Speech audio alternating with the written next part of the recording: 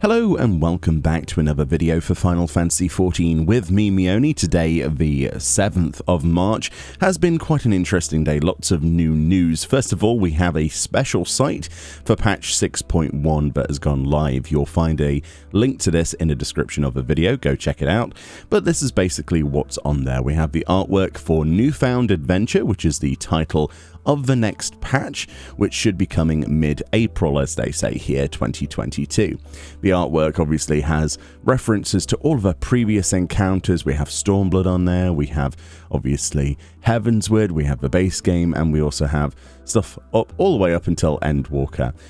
If we scroll down then, it will give us a summary of what's to come in patch 6.1. It says new main scenario quests, new side quests, which includes Tataru's Grand Endeavor, new tribe quests, which is the Arcasadora, which will be in patch 6.15, somehow further Hildebrand adventures coming in 6.15 as well, and the Omega Beyond the Rift, patch 6.1x, they're not sure which one yet.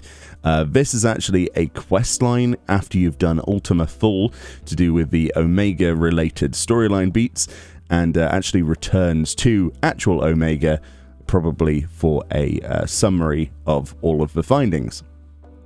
Improvements to a Realm Reborn main scenario quest, which includes patch 2.0 only. This of course is going towards making the experience a lot easier, and also including duty support, as it says here, which is basically the trust system but with random low-level NPCs to help you through a Realm Reborn's main scenario dungeons.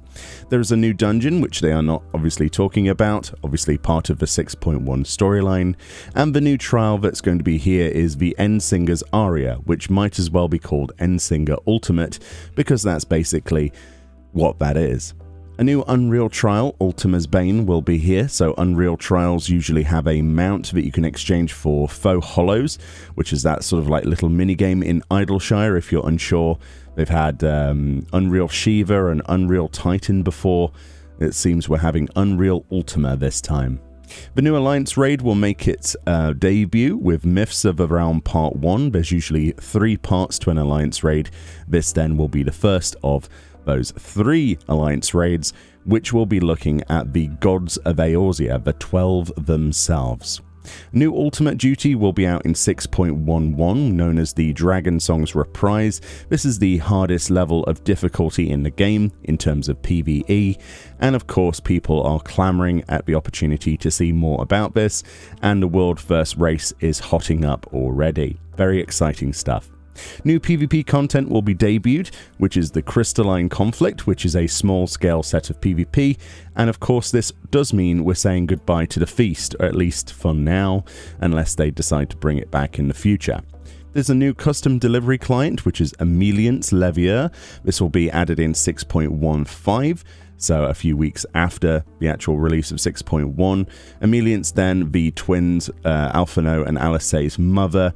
Obviously in Old Sharlayan, they showed a picture on a live letter of you being able to dress her up in a suit.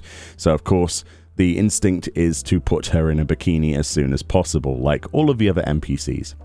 New residential district makes its appearance, which is the Imperium, which is Ishgard housing. This should be in 6.1, what was it, 6.12 or something like that? Adventurer Plates is basically a new profile system where you can inspect someone and you can customize this not only with titles but also with different graphics. You can also assign Adventurer Plates to individual gear sets, they said on a live letter recently, so that will be interesting to see where they go with that. The Unending Codex is being debuted in the 6.1 series. This is a system where you're able to basically look back through not a bestiary, but a glossary of all of the recent NPCs and past NPCs and referenced sort of terms that you might want to refresh up on if they come up in storyline. Maybe they talk about Bahamut and you're like, who is Bahamut again? You can open up your Unending Codex and click on that. They do say that the most recent stuff will be in there at the start of the Unending Codex's debut, but a lot of the older stuff will take a lot of time to add to this, so this will be something updated over, consecutive patches. Data center travel is set for patch 6.18. This is not regional. This is only on your own logical data center. For example, if you're on the EU side, you can only go between chaos and light, and vice versa for the American servers, etc. Cross data center and cross region is planned for the future, but this is normal data center travel across your own languages, logical data center, and that's coming in 6.18. New Game Plus for 6.0 and 6.1, or at least some parts of it, will be added sometime in 6.1, maybe even the first patch. And there's also a feature to try on items from the Final Fantasy XIV Online Cash Shop as well. This is like a preview window. A lot of people have said that's all well and good, but what does it look like on my character? And previously the only way of doing that was to actually purchase the outfit yourself or watch videos. So this will be even easier to preview that stuff. They also say new mounts, minions, and emotes and more will be in 6.1. And yeah, this is the first major update to a special site, which is sure to be completely changed by the time we actually get 6.1. So obviously I'll be keeping an eye on this and providing updates through a video. And that's pretty much it for the special site update. So there we go. Just a summary of what's coming in 6.1. As we get more information and more tidbits of secrets, I'll be sure to put a video out on that. Link in the description. Much love. I hope you're as hyped for 6.1 as I am. And I'll see you all next time.